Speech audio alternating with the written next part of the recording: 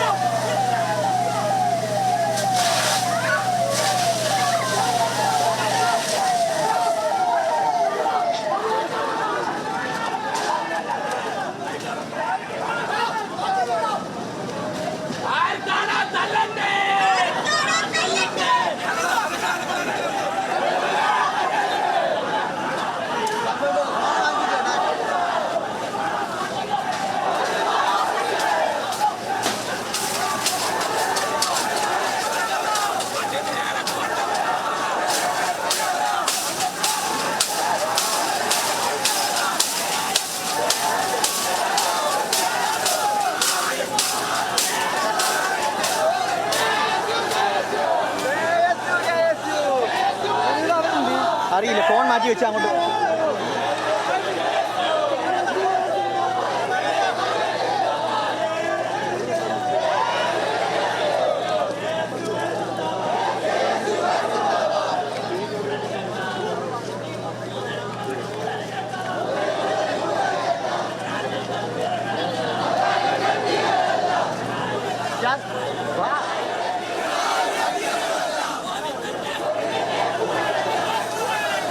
ദേവൻ MP അവിടെ നിന്ന് ചേരുന്നുണ്ട്. ദേവൻ, പലതവണ ജലപീരങ്കി പ്രയോഗിച്ചിട്ടും പ്രതിഷേധക്കാർ മടങ്ങിപ്പോകാനുള്ള സാധ്യതകൾ കാണുന്നില്ല അല്ലേ? എത്തരത്തിലാണ് അവിടുത്തെ ഒരു സാഹചര്യം?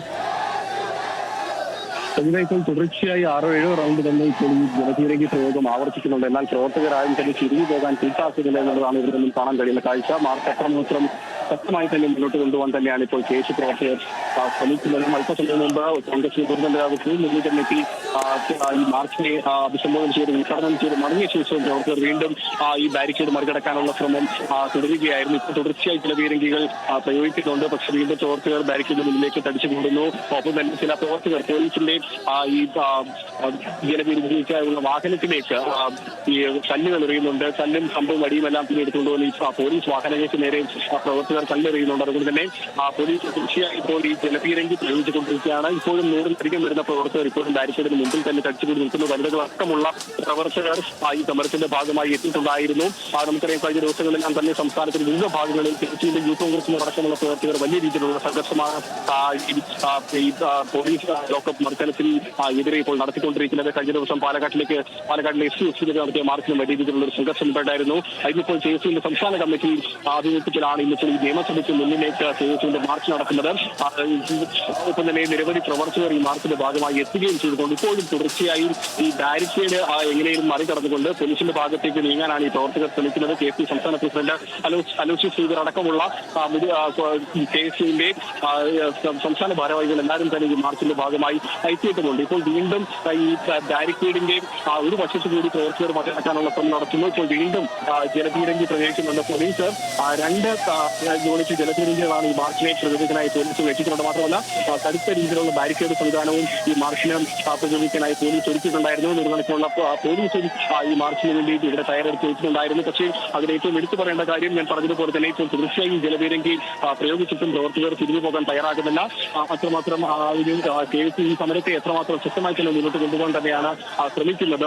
ഒരുപക്ഷെ ഈ സമരം നീണ്ടുപോവുകയാണെന്നുണ്ടെങ്കിൽ കോൺഗ്രസിന്റെയും MLA-മാരടക്കം നിയമസഭയ്ക്ക് ശേഷം ഒരു പക്ഷേ ഈ പ്രവർത്തകരെ അഭിസംബോധന ചെയ്തുകൊണ്ട് സംസാരിക്കാനായി ഒരു പക്ഷേ ഇവിടേക്ക് എത്തിക്കാം. അങ്ങനെയാണെന്നുണ്ടെങ്കിൽ മാർച്ച് പോലീസിന് നേരെയുള്ള പ്രതിഷേധം ഇനിയും നീട്ടിക്കൊണ്ടുപോകാൻ തന്നെ ആയിരിക്കും KSUവിന്റെ പ്രവർത്തകർ ഉദ്ദേശിക്കുന്നത്. അത് തന്നെയാണ് നമുക്ക് മനസ്സിലാക്കാൻ സാധിക്കുന്നത്. കാരണം നിരവധി തവണ ജലപീരങ്കി പ്രയോഗിക്കുന്നു.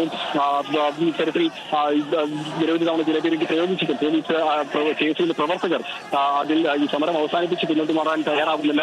ഇപ്പോഴും നേരിടക്കം വരുന്ന പ്രവർത്തകർ ബാരിക്കേഡ് മുന്നിൽ നിൽക്കുന്ന ബാരിക്കേഡ് തിരിച്ചു പിടിച്ചുകൊണ്ട് ഇപ്പോഴും മുന്നോട്ട് കയറാൻ തന്നെയാണ് ശ്രമിക്കുന്നത്. കേരളത്തിൽ വർദ്ധിച്ചു വരുന്ന പോലീസ് രാജ് അവസാനിപ്പിക്കുക. ഒപ്പം തന്നെ ഈ തുടർച്ചയായ ലോകമർദ്ദന വാർത്തകളെല്ലാം തന്നെ പുറത്തു വന്നിട്ട് ആഭ്യന്തര മന്ത്രിസ്ഥാനത്ത് തുടരുന്ന പിണറായി വിജയൻ ആ സ്ഥാനം രാജിവെക്കുക തുടങ്ങിയ ആവശ്യങ്ങളാണ് KSUവിന്റെ പ്രവർത്തകർ ഉന്നയിക്കുന്നത്.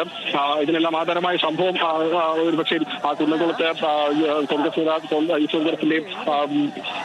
പ്രവർത്തകനായിരുന്ന സുജിത്തിനെയും ഈ ലോക്കപ്പിലിട്ട് മർദ്ദിക്കുന്ന 2003 ലോക്കപ്പിൽ വെച്ച് മർദ്ദിക്കുന്ന ദൃശ്യങ്ങൾ പുറത്തു വന്നിട്ടായിരുന്നു. അതിനെ തുടർന്ന് തുടർച്ചയായി നിരവധി വാർത്തകൾ കേരളത്തിലെ സംസ്ഥാനത്തെ വിവിധ ഭാഗങ്ങളിൽ പോലീസിന്റെ ഭാഗത്തു നിന്നുണ്ടാകുന്ന ഈ കസ്റ്റഡി മർദ്ദനങ്ങളുടെ അല്ലെങ്കിൽ ലോക്കപ്പ് മർദ്ദനങ്ങളുടെ നിരവധി വാർത്തകളെല്ലാം തന്നെ പുറത്തു വന്നിട്ടുണ്ടായിരുന്നു. നിരവധി യൂത്ത് കോൺഗ്രസിന്റെയും എല്ലാം തന്നെ പ്രവർത്തകരും ഇത്തരത്തിൽ പോലീസിന് മർദ്ദനമേറ്റുണ്ടായിരുന്നു. ഇതിനെല്ലാം തന്നെ വലിയ രീതിയിലുള്ള പ്രതിഷേധം സംസ്ഥാനത്തിന്റെ വിവിധ ഭാഗങ്ങളിൽ KSUവിന്റെ തന്നെ യൂത്ത് കോൺഗ്രസിന്റെ പ്രവർത്തകരുടെ ആഭിമുഖ്യത്തിൽ നടത്തി വരികയുണ്ടായിരുന്നു.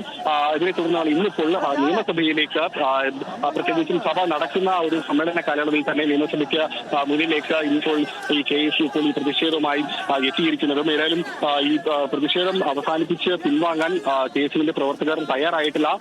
ഇപ്പോഴും അവർ ഈ ബാരിക്കേഡിന്റെ മുന്നിലേക്ക് തന്നെ വീണ്ടും പ്രതിഷേധം എത്തുന്നുണ്ട്.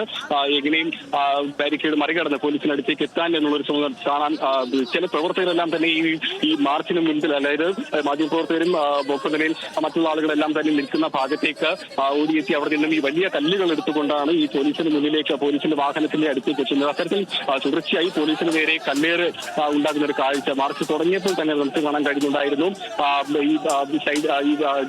ഈ ബാരിക്കേഡിന്റെ മുമ്പിൽ വെച്ചിരിക്കുന്ന ഈ മുൻപ് വെച്ചിരുന്ന ഈ ഫ്ലെക്സുകളുടെയും ഒപ്പം തന്നെ ഈ വഴിയിൽ കിടക്കുന്ന വടികളും കല്ലുകളും എല്ലാം തന്നെ പോലീസിന് നേരെ തുടർച്ചയായി എറിയുകയും ചെയ്യുന്ന ഒരു സാഹചര്യം ഉണ്ടായിരുന്നു.